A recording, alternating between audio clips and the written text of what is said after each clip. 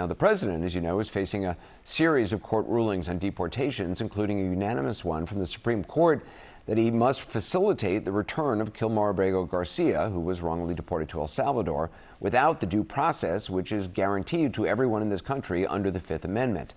Now, the term due process basically means ensuring people are treated fairly and their rights are protected and the government follows correct procedures when dealing with someone in a case. And though officials, attorneys, and courts are constantly defining and redefining just what due process means in any particular case, it seems the president has doubts or is unsure about the entire concept of it. Here he is over the weekend on NBC's Meet the Press. Your Secretary of State says everyone who's here, citizens and non-citizens, deserve due process. Do you agree, Mr. President? I don't know. I'm not a lawyer. I don't know. Well, the Fifth Amendment says I don't know. It seems it might say that, but if you're talking about that, then we'd have to have 1 million or 2 million or 3 million trials. Well, keeping them honest, that's not actually accurate. Migrants typically get hearings, not full trials, and they're handled by an immigration court, not the regular criminal court. Due process for migrants could simply be a brief hearing before a judge or magistrate, the kind that a bipartisan immigration bill called for funding many more of. The president, as you know, made sure that bill died on the vine during the campaign. In any case, the Constitution is clear on this. According to the Fifth Amendment, no person shall be deprived of life, liberty, or property without due process of law. That's the Constitution. Again, you can argue over just what constitutes due process, as lawyers and judges have over generations, but saying I don't know to the entire notion is not really an option for the President of the United States. It would be as if the president said that he didn't know he needed to uphold the Constitution, which is what he did go on to say, actually, just a second later in answer to a question from Kristen Welker. But even given those numbers that you're talking about, don't you need to uphold the Constitution of the United States as president? I don't know. I have to respond by saying again, I have brilliant lawyers that work for me, and they are going to obviously follow what the Supreme Court said. That was not a hard question. Don't you need to uphold the Constitution of the United States as president of the United States?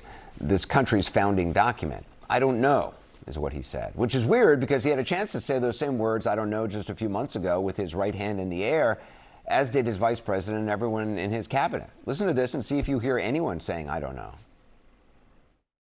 I, Donald John Trump, do solemnly swear and will, to the best of my ability, preserve, protect, and defend the Constitution of the United States. The Constitution of the United States. Preserve, protect, and defend the Constitution of the United States. I, Tulsi Gabbard, do solemnly swear that I will support and defend the Constitution of the United States. that I will support And defend the Constitution of the United States. the Constitution of the United States. That I will support and defend the Constitution of the United States.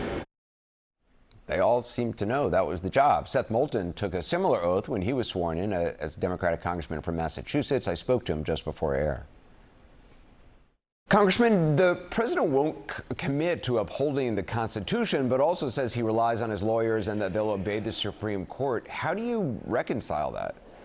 You don't reconcile it. Trump has never agreed to follow the Constitution. And you just have to understand this. Look, you as an American voter can support Donald Trump, but you can't support Donald Trump and the Constitution.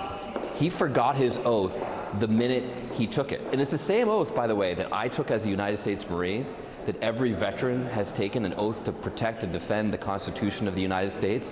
Imagine if you went up to an Army private and said, do you actually intend to uphold your oath? And he said, I don't know. Or you went up to a police officer on the street and said, hey, you just got sworn in as a police officer. Are you going to uphold the law? And he said, I don't know.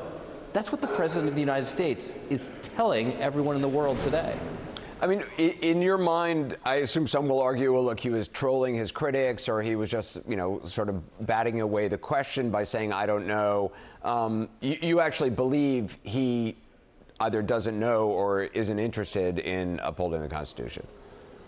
No, I don't believe that he doesn't know. I believe that he's not interested, that he's not interested in upholding the Constitution. He's not interested in upholding the law. Do you believe the due process clause of the Fifth Amendment applies to all individuals physically inside the borders of the United States as opposed to citizens only? That's what everyone has said, and that's what the Constitution is pretty clear about. And it could be that everyone before us was wrong, Anderson. Every president was wrong. Every member of Congress was wrong. And Donald Trump is just so brilliant that this guy who went around the country bankrupting casinos just got constitutional law better than the rest of us. Or it could be that Trump is not following the law. Based on his history, based on his criminal history, which do you think is the case? We just did a story earlier tonight about the president's cryptocurrency ventures. Not only is he a major cryptocurrency seller and will be profiting, and his family members as well, his entire family it seems, he's also running the government that regulates it. How big a concern do you think this is? Because I feel like it hasn't gotten a lot of attention until recently. No, it hasn't gotten a lot of attention, Anderson, because he's doing so many other bad things that are potentially even more dangerous. In this case, he's just profiting off of his position, something that under any other president would have been a huge cause for alarm. Of course, this is exactly the charge he made against Biden, even though he could never substantiate it. But the reality is that Trump and his family are profiting seriously off of this. And I think that over time we're going to see that this is a very corrupt administration, not just a lawless one. It's just that when he's actually breaking the laws and putting people's lives in danger, it's an even more urgent concern, and that's why that's the focus right now. I want to ask you about the Turkish student at Tufts University taken into custody by masked plainclothes officers on the street in your home state of Massachusetts going back in March. She's still being detained. It's believed to stem from an op-ed she co-wrote in a student newspaper urging the school to divest from entities with ties to Israel. Now, an appeals court panel, they're scheduled to hear arguments about her status tomorrow. Do you know anything more about her fate? No. And we've been asking a lot of questions, the delegation in Massachusetts. So many people who are concerned about her and concerned about everyone else who might write an op-ed someday disagreeing with the Trump administration and could find themselves whisked off the street. If you look at this video, Anderson, it doesn't look like something that could happen in America. It looks like a video from China or North Korea or Iran. But that's the streets of America. And that's the country that Donald Trump is trying to make for all of us. Joining us now, Lawrence Tribe, constitutional law professor at Harvard Law School and co-founder of the American Constitution Society, which is a liberal law and policy organization. Professor Tribe, thanks for joining us. What do you make of the fact that President Trump seemed stumped on this question of whether or not he has to uphold the U.S. Constitution when it comes to due process rights for undocumented migrants like Garcia? He can't possibly be stumped. You don't have to be a lawyer. All you have to do is be able to read. It says that all persons are entitled to due process. And it certainly says that all officials of the state and federal governments are bound to support the Constitution. It's as simple as that. He takes an oath to uphold it, and then he says he doesn't know if he has to uphold it. That's totally ridiculous, and it's dangerous because it's trying to normalize the idea that he is outside and above the law. But nobody is above the law in this country. We should note that the president said, and his staffers, his White House aides, point to the fact that he said that they're going to follow what the U.S. Supreme Court tells him to do. But so far, the Trump administration has been seeking ways to not follow the court's orders to facilitate, as they asked him to do, the return of the undocumented migrant Kilmar Abrego Garcia, saying its hands are tied because he's in El Salvador.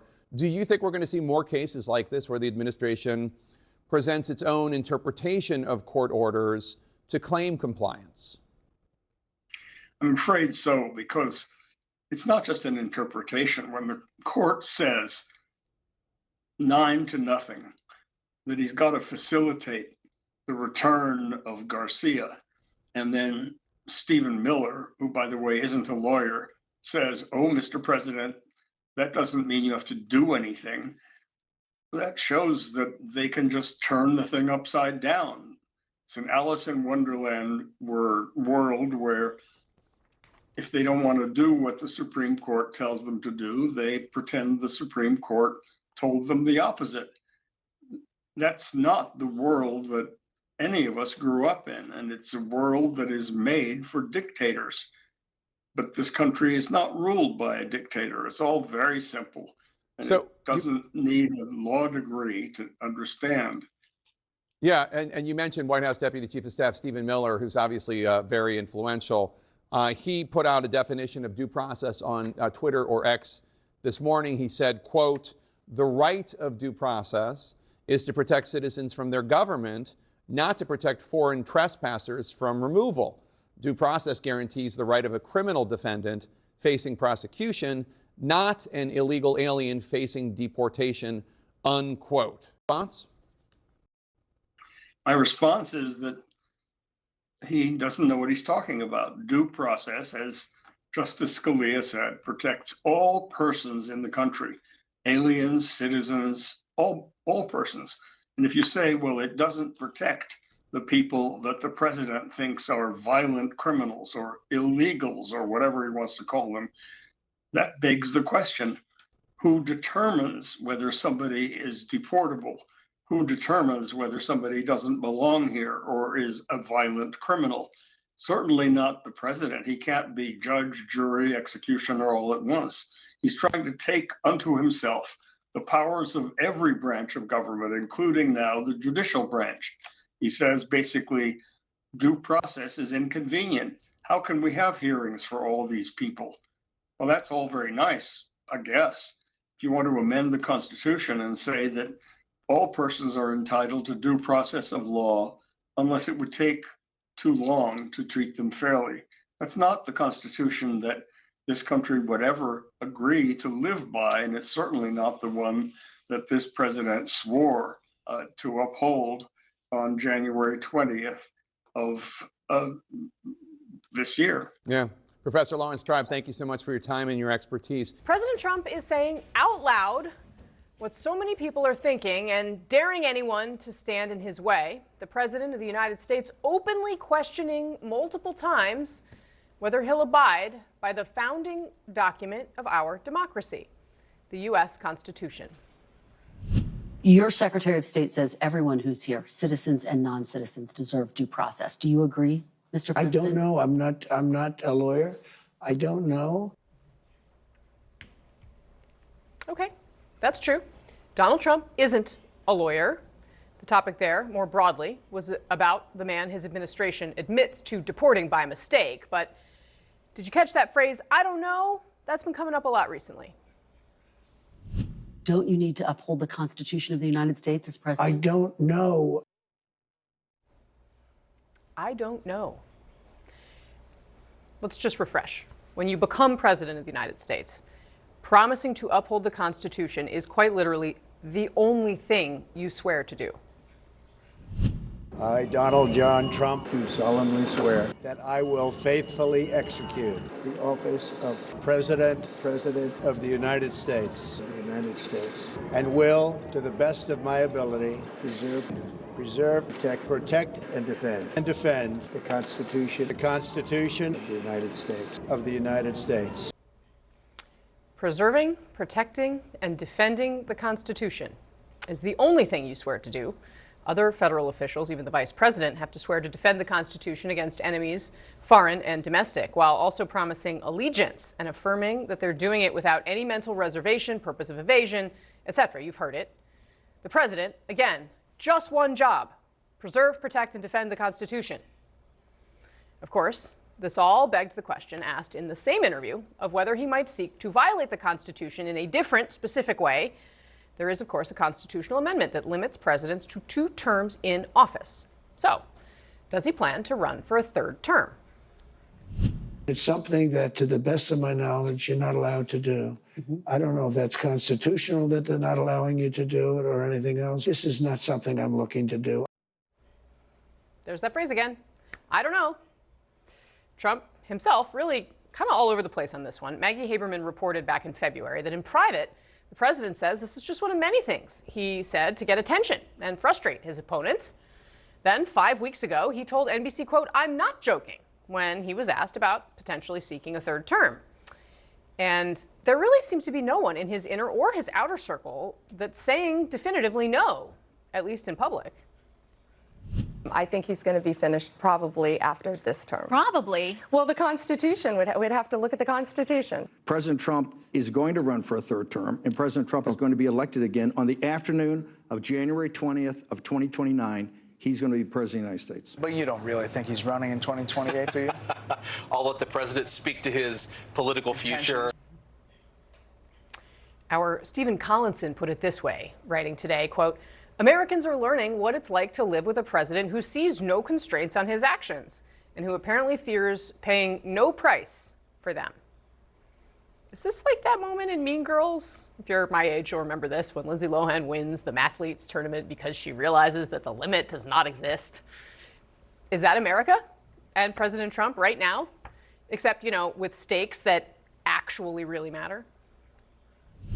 Attorney General Pam Bondi claimed that if not for Donald Trump seizing fentanyl at the border, 75% of all Americans could be dead. But hey, don't threaten us with a good time. All right, my panel joins me now. Former policy director for Mitt Romney, Lanhee Chen, CNN contributor, New York Times journalist, podcast host Lulu Garcia-Navarro, Democratic strategist Adrian Elrod, and Republican strategist Matt Gorman. Welcome to all of you. Thank you very much for being here. Lanhee, I want to start with you. For our viewers, many of them know you well, obviously, but for those who don't, you have worked on the biggest policy questions for the biggest Republican presidential campaigns over many years. You've run for office yourself. You're working behind the scenes with those who might run in 2028. We don't know, I guess, if Donald Trump is going to be one of them or not. But this question of the Constitution, him simply saying, when asked directly, are you going to uphold the Constitution? Him saying, I don't know. What does that mean? Well, first of all, I think that there were elements to these different questions, okay? The notion that he doesn't know if there's due process, he's not a lawyer, we'll take him at his word on that. I think that the bigger question and the bigger issue, of course, is what it means about the migration of the Republican Party. Because at one point, I do think this was the sort of pinnacle value for many Republicans, right? Defending and upholding the Constitution. And the reality is that there doesn't seem to be a lot of appetite within the Republican Party to distance oneself from any of this. Now, I do think, to be fair to the president, he was pretty clear, I think, in that clip, that he wasn't going to pursue a third term. That's what I heard. More clear than he has been in the past. More clear than he's been at any point before. Yeah. So I do think that that is something that, I would not put that in the same category as the rest of the clips that you had there in the opening. Matt Gorman, how do you look at this? I look at it actually in somewhat similar to Lonnie's point. I thought he was more definitive than I had ever heard him about 2028. I think people use that around him, at least definitively. He's just trying to get in the headlines and try and get in the news a little bit. They speak out in front of the president when it comes to 2028. He's pretty definitive, I thought, on that.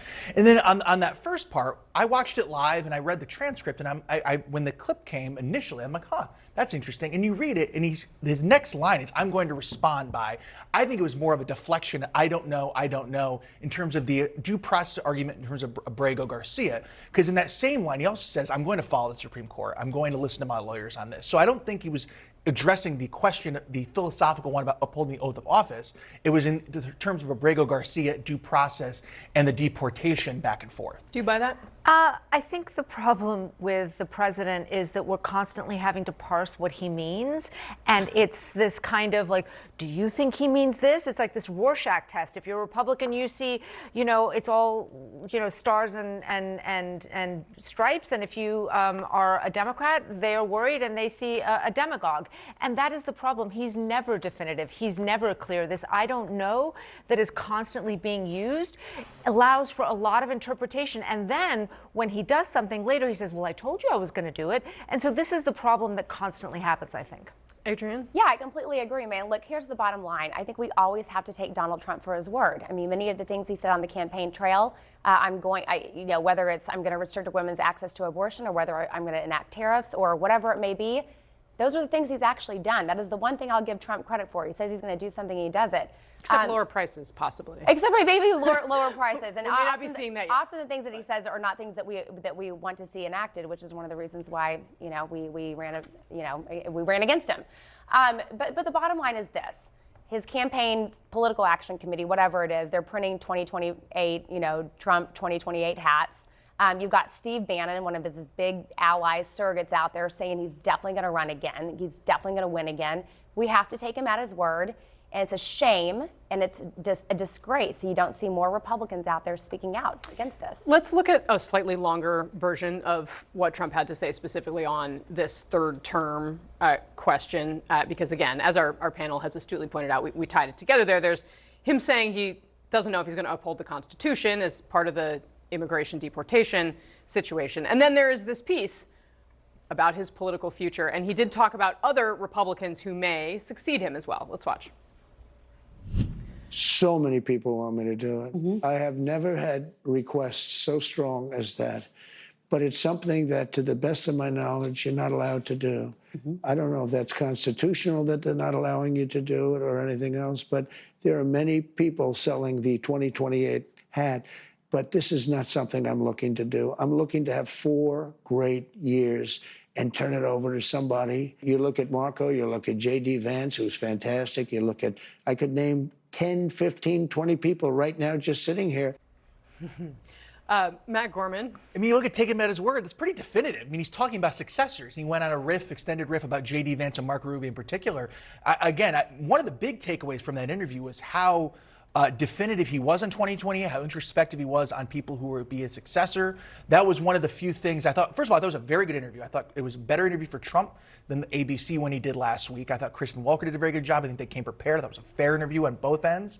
And I thought that was one of the highlights of it. I'm curious, though, because when he says it's not something I'm looking to do, you could then say, oh, everyone was asking me, and then I'm going to do it. I didn't want to, but, you know, the people really want me to run again. I mean, again, I don't think it's as definitive as you're making it. But it wasn't not allowed to do. It was also, the agency was not just him. It was not something you're allowed to do. I've also never heard him really muse about his successors either. Yeah. It's the first time when you hear him actually naming J.D. Vance, Marco Rubio, whoever the 10 or 15 others are. We can have a little pool maybe afterwards about who those 10 or 15 are. But obviously, I do think, I mean, I thought this was pretty definitive, certainly more definitive than I've heard.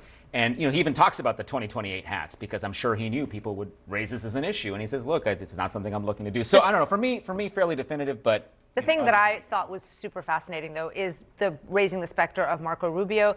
There is not a lot of love lost, you know, according to many people, between J.D. Vance and Marco Rubio. There are, you know, very different groups within the White House who support the vision of both of those men, and it's sort of pitting them against each other a little bit. I thought was very Trumpian. Well, we have two people who I'm interested in both of your takes on whether there's already a shadow primary going on between Marco Rubio and J.D. Vance on the Republican side. I think it might be a little dramatic. I think we could be seeing the ticket, but let's be clear here. I think J.D. Vance is in the catbird seat on this because he's the sitting vice president. However, I mean, I could tell you better. Working for Tim Scott, like the former president of the United States was challenged in a relatively competitive primary. JD would be too if he decides to run. Look, every politician at the end of the day, when they reach that level, would love to be president, I'm sure. And I think either Marco Rubio or J.D. Vance would be fantastic presidents. But the reality is that right now, they're serving the president of the United States, and they're focused on that. A civics test. When presidents raise their right hands, they pledge to preserve, protect, and defend the Constitution of the United States. But Donald Trump is apparently keeping his options open. Don't you need to uphold the Constitution of the United States as president? I don't know. I have to respond by saying again, I have brilliant lawyers that work for me, and they are going to obviously follow what the Supreme Court said. The exchange was over deportations and due process, which several judges have ruled Trump's actions are indeed unconstitutional. But this is a notable moment in politics, since for the right, for decades, they have made America's document the centerpiece of its governing and moral philosophy. This is a pocket copy of the Constitution and Declaration of Independence. I've spent 40 years of my life studying this. Because I believe in this document written by the hands of wise men raised up by God to that very purpose. The Constitution starts with the 3 most important words outside the Bible: we the people. Didn't you take an oath to this, the Constitution of the United States? Doesn't this supersede everything else? Our Constitution is the supreme law of the land. Every decision that I make starts with asking the questions, is this constitutional? This is not a prop, and I don't carry it a prop. Joining us in our fifth seat at the table is attorney Dante Mills. He is a law professor at Temple University. Dante, I don't think it requires a law degree to understand what the Constitution says. Is it just me? It seems like that's kind of a cop-out for just the plain text, which actually, if you're conservative, that is how they read the document. The simple answer should be, I will follow the Constitution, especially if you're the president of the United States. But I want to have a logical conversation. And there's a quote that Donald Trump said. He said, I was elected to get them the hell out of here, and the courts are holding me back from doing so. That shows his rationale. He thinks that the courts are acting against him, but the court's job is not to advance or to fight against the presidential policy. It's to make sure that they interpret these laws with fairness. And the one thing the courts do that I think President Trump is missing here, the courts determine or look at, what if you're wrong? What if they're not a criminal? What if they're not a gang member? What if they're not an immigrant? They're an American citizen, and you put them in jail anyway, and all of that has happened. The impact of that far outweighs the time it would take to just have a hearing. And that's what due process is. So here's the deal. We've let 20 million something people into the country illegally. And now what a lot of folks want to do is use the court system to try to stop as much as possible the rapid deportation of illegal aliens from the country. What the president said in the interview was very clear. He was unsure on these deportation cases because of the unusual circumstances, but he was going to defer to his brilliant lawyers and said, quote, we are going to follow what the Supreme Court says. There is no outrage here that's worth it. But we have been invaded by millions upon millions of people. And he was elected to get them out.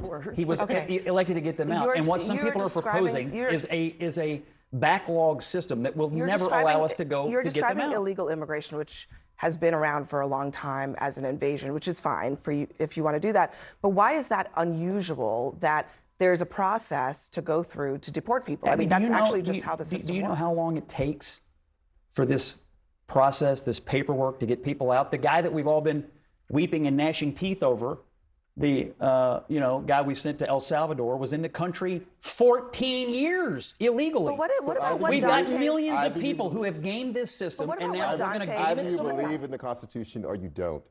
I believe in the sovereignty of the United States, or you don't. But So you don't believe do in the you believe in the Constitution? Constitution? I believe in the sovereignty of the United So you States, don't and I believe in the believe Constitution. and I believe we've And been you don't invaded. believe that Donald I just Trump ask a should question? abide by the Constitution? Just a serious question. Of course I do. And of course I believe. Do you believe that he does? And I believe that he will follow, just as he said, what the Supreme Court says. But the policy debate is worth From having. the very beginning, millions of Trump, upon millions of when people are Trump here, and they will not campaigning, leave, and he he has has to get them always out. I agree with you with believed that, Scott. in executive Hold on a overreach. second, Dante. Let me Always, just let him always. finish.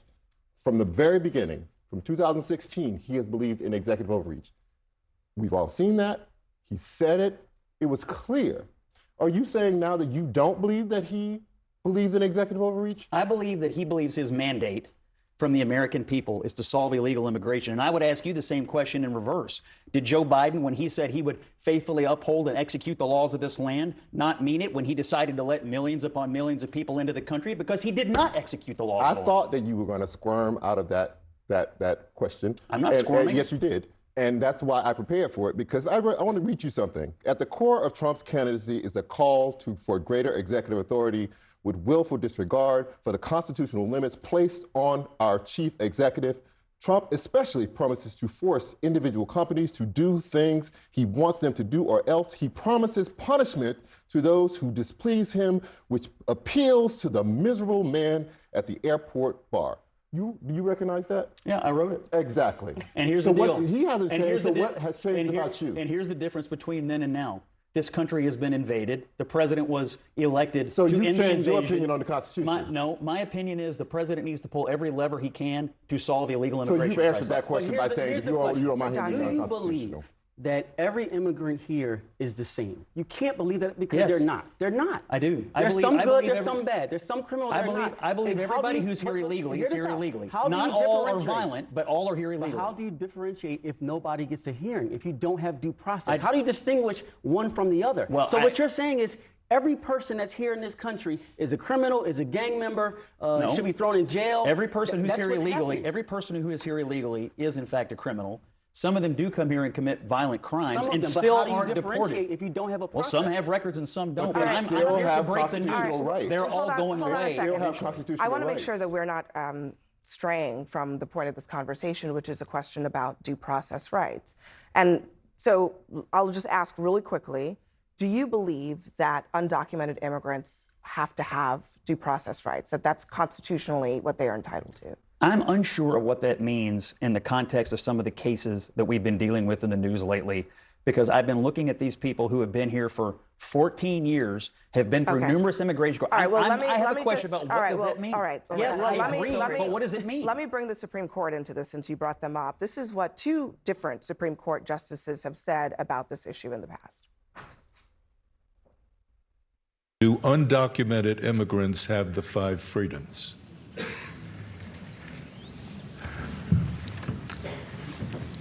Oh, I think so. I think anybody who's present in the United States has protections under the United States Constitution. The 14th Amendment, it doesn't speak of citizens, as some constitutions grant rights to citizens, but our Constitution says person. And the person is every person who is here, documented or undocumented. Batya, I wonder why it's so difficult to understand a pretty simple concept. If Trump wants to deport illegal immigrants, he can do that, but he ought to do it legally. Do you think that that is a fair thing to say at this moment? I do. I do think the media is pulling another, dictator for a day hoax right now, because it's clear when Trump said, I don't know, what he meant was what he finished his sentence saying, which is, I don't know where the Supreme Court is going to come down on whether deporting these illegal migrants is constitutional or not. It's very obvious, yet every single headline... You just called it a hoax, so let's just play. Can we Let's play play it it. again Yeah. in the control room, what Trump said in response to Kristen Walker?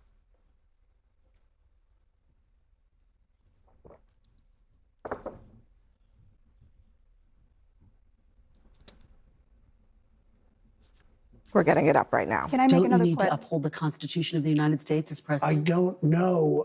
I have to respond by saying again, I have brilliant lawyers that work for me, and they are going to obviously follow what the Supreme Court said. What's wrong with So the Supreme Court is going to decide what is constitutional and what is not. And Trump just committed 100% to following what the Supreme Court says. I want to make one more very quick point. There's another clip. Do we have the other one where he talks about whether citizens deserve due process? If we do, let's play that one. Your Secretary of State says everyone who's here, citizens and non-citizens, deserve due process. Do you agree, Mr. President? I don't know. I'm not a lawyer. I don't know. Well, the Fifth Amendment says I don't know. It seems it might say that, but if you're talking about that, then we'd have to have 1 million or 2 million or 3 million trials. So can I respond to that? Yeah. So what does it mean for an illegal immigrant to have due process? We would all agree that they do not have the same level of due process that we do. For example, we are entitled to a jury trial, and they are entitled to a hearing before an immigration judge. Do you know who the immigration judges work for?